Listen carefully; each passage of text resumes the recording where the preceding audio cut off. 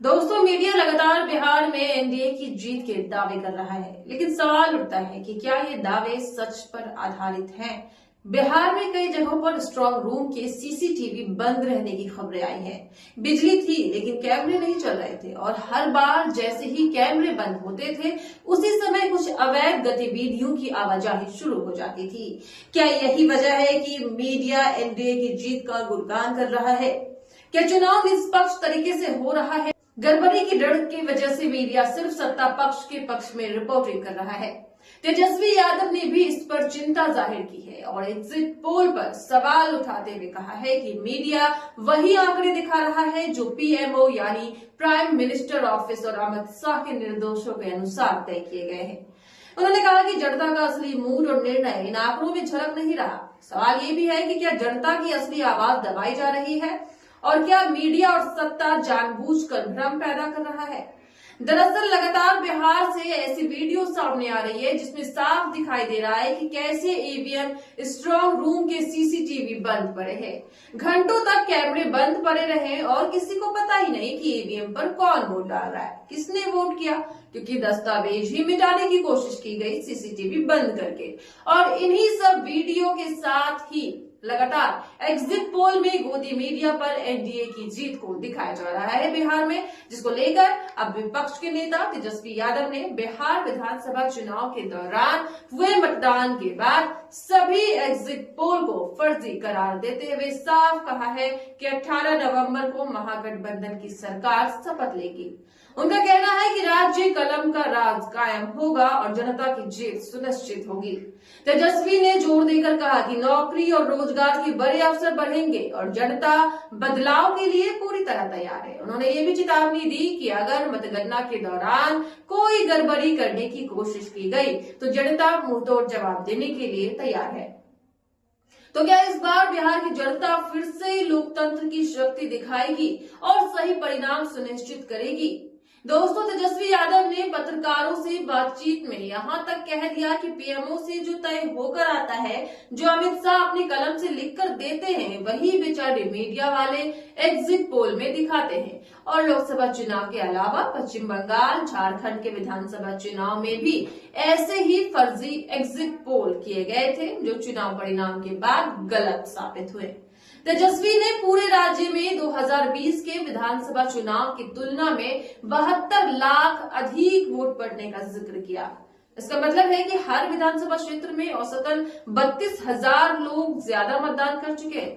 उनका कहना है कि ये सिर्फ वोट सरकार बचाने के लिए नहीं है, बल्कि बदलाव महागठबंधन की सरकार बनाने के लिए पड़े हैं। क्या यही 72 लाख वोट बिहार में सत्ता परिवर्तन की दिशा में निर्णायक साबित होंगे, या जनता का जो ये संदेश है वो अब साफ है मीडिया और भाजपा के झूठे वादों को चुनौती देना? और इसी के साथ लगातार जिस तरह से मीडिया वाले त्रिपाठी हो, अमीश देवगन हो या लोग एनडीए की जीत दिखा रहे हैं और गोदी मीडिया बिहार में रिजल्ट से पहले एनडीए की सरकार बनवा चुकी है, उसको लेकर कहते हैं कि तेजस्वी यादव की ये सर्वे तो बंगाल में तृणमूल कांग्रेस को हरा रहे थे।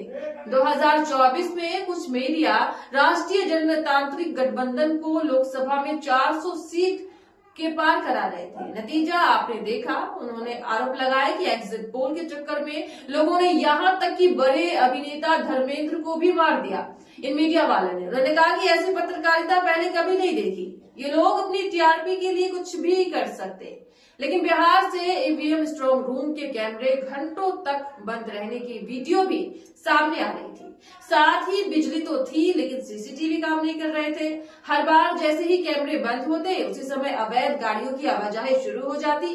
तो सवाल ये उठता है कि क्या इन बंद कमरों के पीछे गड़बड़ी की साजिश थी और किसके कहने पर स्ट्रांग रूम के कैमरे बंद किए गए?